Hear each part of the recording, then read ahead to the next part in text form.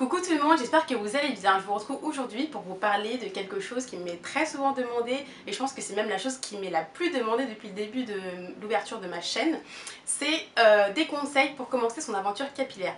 Donc je sais que c'est vraiment pas facile pour quelqu'un qui souhaiterait commencer à entretenir ses cheveux à se lancer parce qu'il y a énormément d'informations sur internet, chez les coiffeurs, chez la famille, chez les amis, et c'est vrai qu'on ne sait plus du tout où donner de la tête.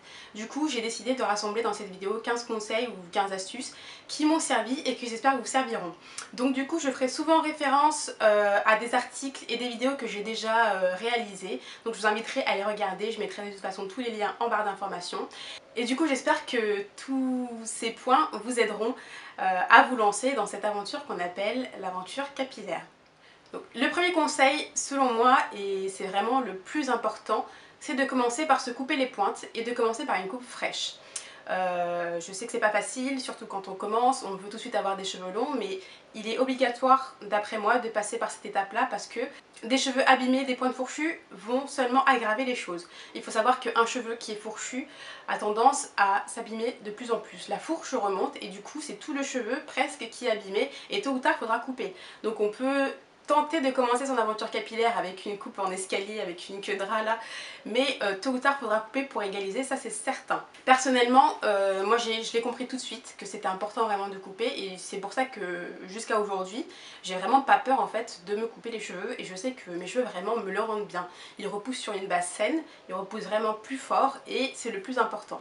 Le deuxième conseil, qui est assez logique mais pas pour tout le monde, c'est de se laver les cheveux au minimum une fois par semaine pour avoir un cuir chevelu propre et permettre la pousse. On ne peut pas espérer avoir des cheveux en bonne santé si le cuir chevelu est encombré par du gras, s'il est encombré par des pellicules, par des peaux mortes, par de la poussière. Il faut vraiment se débarrasser de tout ça pour permettre un terrain favorable à une bonne pousse du cheveu.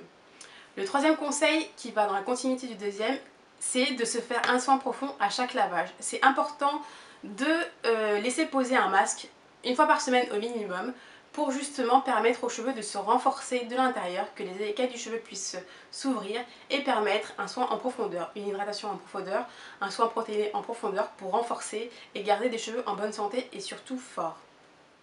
Le quatrième conseil, c'est d'utiliser un soin conditionnant sans rinçage ou ce qu'on appelle plus communément un leave-in. Un leave-in, c'est un soin qui va permettre de prolonger l'hydratation et le soin apporté par le masque profond que vous aurez laissé poser après votre shampoing. Et il va aider aussi à préparer au coiffage. Il va permettre de démêler les cheveux et de les coiffer de façon plus sereine, je dirais. Le cinquième conseil, c'est de s'hydrater les cheveux. S'hydrater les cheveux, ça veut dire quoi? Ça veut dire mettre une crème sur ses longueurs le soir avant de se coucher.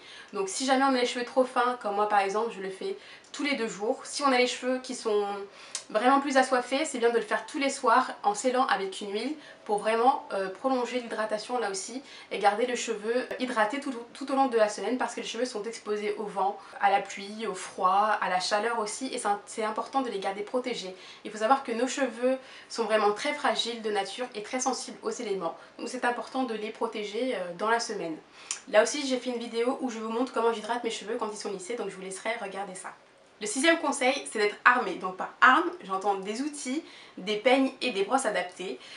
C'est important d'utiliser des peignes à dents larges pour pouvoir se démêler les cheveux, toujours en commençant par les pointes bien sûr, en remontant, et des brosses adaptées. Je sais qu'il y a des brosses de la marque Denman qui sont pas mal, mais qui sont un petit peu chères. Si vous n'avez pas de moyen d'acheter des brosses, vous avez toujours la brosse ronde qu'on avait un peu dans notre enfance, de toutes les couleurs, en plastique, qui fonctionne un peu comme une brosse Denman et qui permet vraiment de bien se démêler les cheveux en douceur et de les brosser sans les agresser.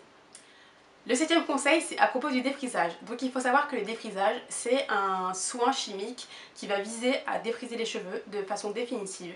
Il est définitif, je le répète, il est définitif. C'est-à-dire qu'on ne peut pas dire que le défrisage s'en va et du coup il faut le refaire régulièrement pour garder ses cheveux constamment lisses. Ça c'est une grave erreur, j'entends souvent dire mon défrisage s'en va, du coup je me défrise toute la tête.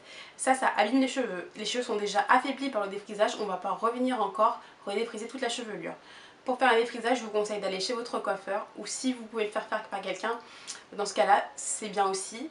Mais veillez à bien défriser uniquement les racines qui sont crépues et attendre je dirais entre 3 et 4 mois pour vraiment voir la différence de texture entre les cheveux déjà défrisés et les cheveux qui ne sont pas défrisés, donc les repousses, pour qu'on puisse voir où appliquer le produit.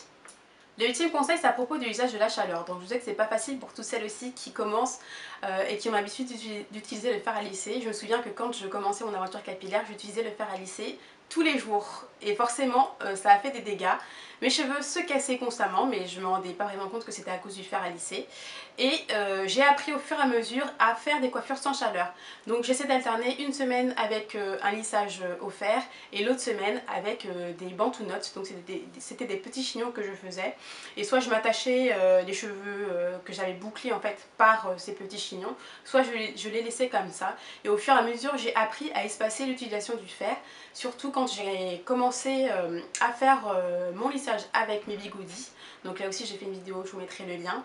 J'ai vraiment mis le fer lissé de côté parce que je me suis rendu compte que c'était vraiment très nocif pour moi. Jusqu'à présent, quand j'utilise par exemple plus de 2 fois par mois, je vois tout de suite les dégâts, mes cheveux se cassent, sont secs et du coup je reviens à ma méthode qui fonctionne pour moi, les rouleaux. Le 9e conseil, c'est de faire des coiffures protectrices. Donc une coiffure protectrice, elle va viser en fait à garder les pointes protégées pour éviter qu'elles soient exposées aux éléments, au frottement des vêtements.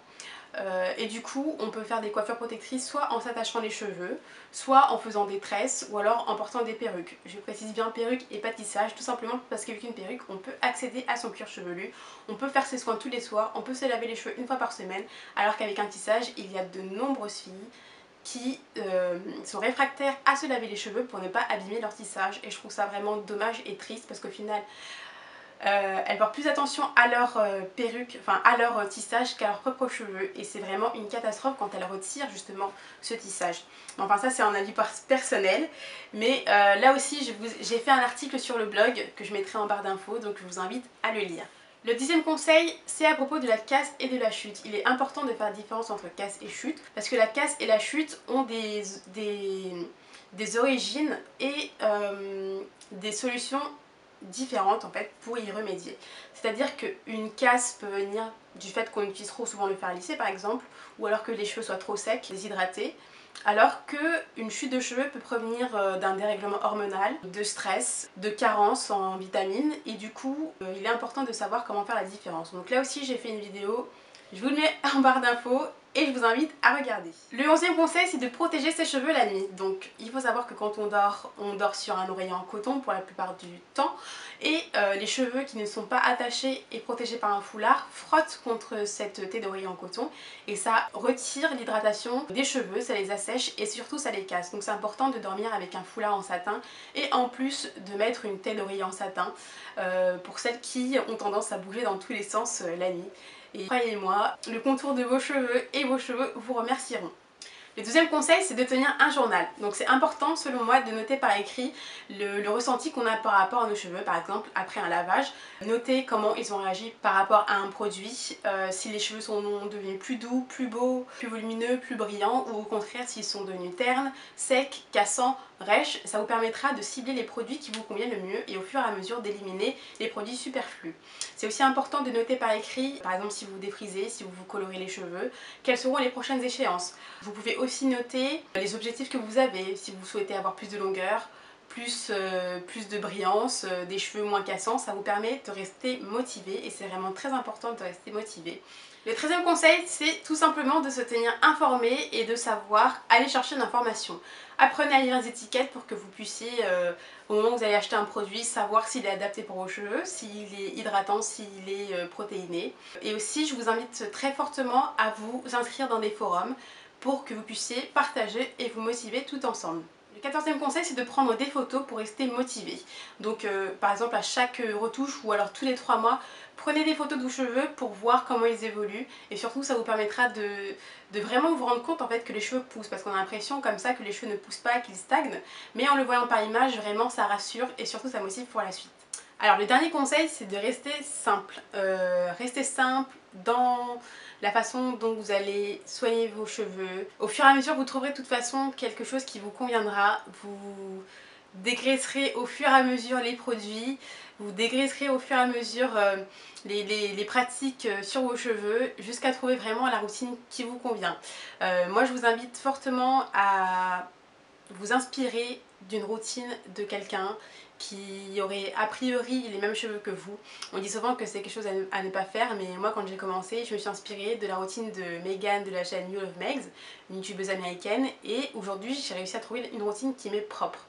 Donc voilà, restez simple, essayez quand même de rester constante dans ce que vous ferez, parce que voilà, c'est quelque chose que vous adopterez pour la vie, je l'espère, et voilà, donc j'espère que cette vidéo vous aura plu, que j'ai répondu là aussi à la plupart de vos attentes et que du coup vous serez prête à vous lancer dans cette aventure capillaire. Donc je vous remercie de m'avoir regardé et je vous dis à bientôt pour d'autres vidéos.